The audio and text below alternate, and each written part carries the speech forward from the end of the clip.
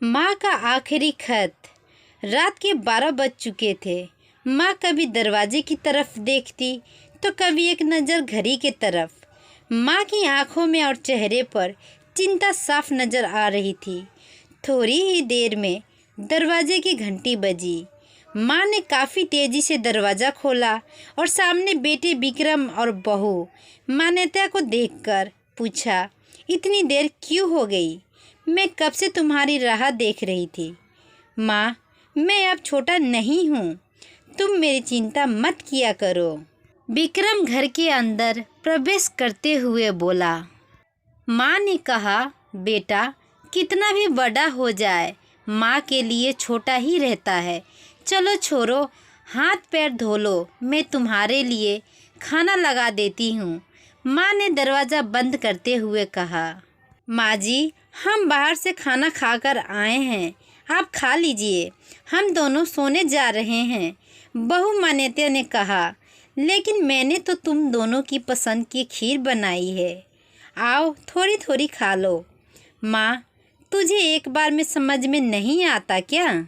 माँ, तुझे एक बार में समझ में नहीं आता क्या?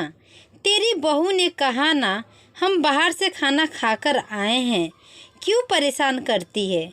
जा तू खीर खा ले और सो जा, और हमें भी शांति से सोने दे।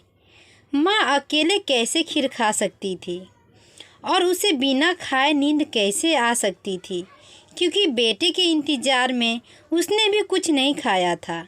वह किचन में गई, एक गिलास पानी पिया और अपने रूम में चली गई। सुबह 10 बजे विक्रम की आंखें खुली। बाजू में मान्यता अभी भी सो रही थी। विक्रम हॉल में आया तो लैपटॉप के पास रखी एक चिट्ठी पर उसकी नज़र पड़ी।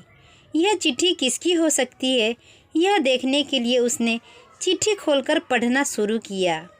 मेरे लाल, तू सोच रहा होगा कि एक ही घर में रहते हुए ये चिट्ठी क्यों? मैं तुम्हें बोलकर भी ये बता सकती थी।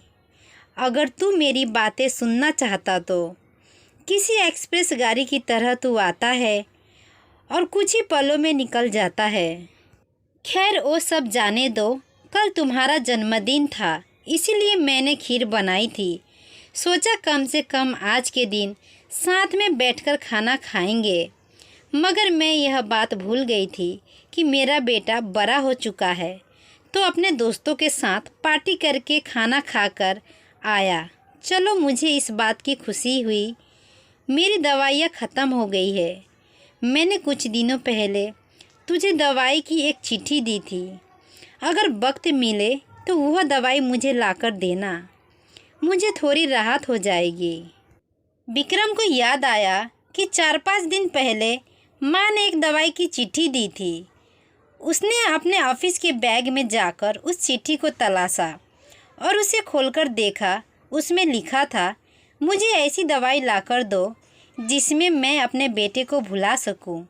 विक्रम को रियलाइज़ हुआ कि मुझसे बहुत बड़ी गलती हो गई है। उसकी आंखें नम हो गई। वह तुरंत अपने माँ के कमरे की तरफ दौड़ा।